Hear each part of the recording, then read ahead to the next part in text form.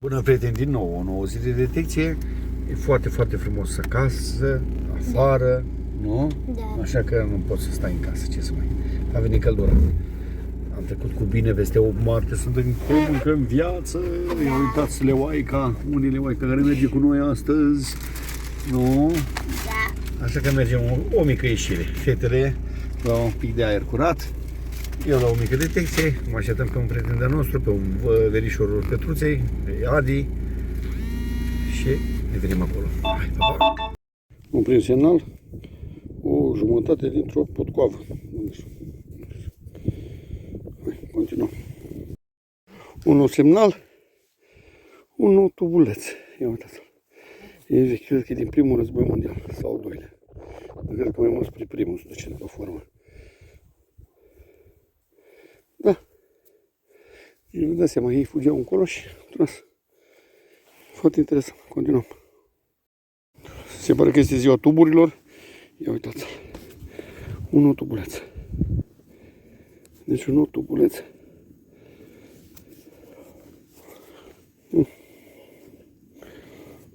Hai și cu monede. Poate vine și vreo moneduță. Continuăm. Care pot să-mi spun și mie ce flori sunt astea. Sunt frumoase tare, uitați. Groase așa. Ia uite. Ia uite. Wow. Ia uitați. Un nou semnal.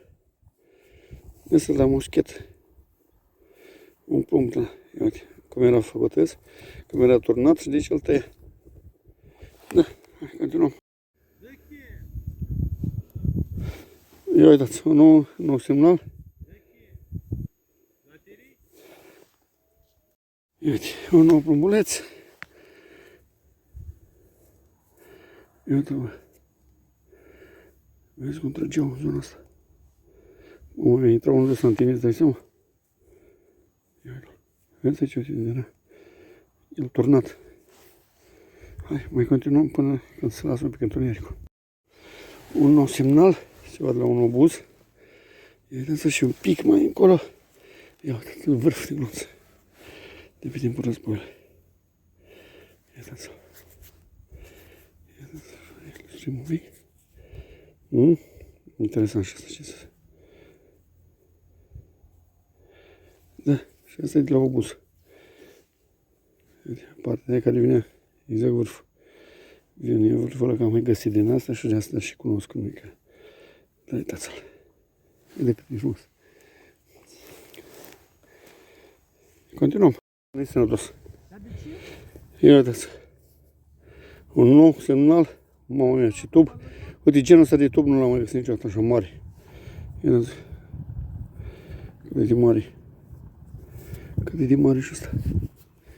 Aici trebuie să scriu serie ceva. La ea de nou. Ca și data trecută, din păcate, nu am apă la mine. Ca să văd. Bă, da, uite. Așa. Ia. Vedem?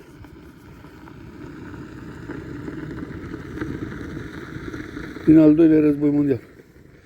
Cred. Nu știu sigur. De ce să vă spun? Să vă mint. Hai, continuăm.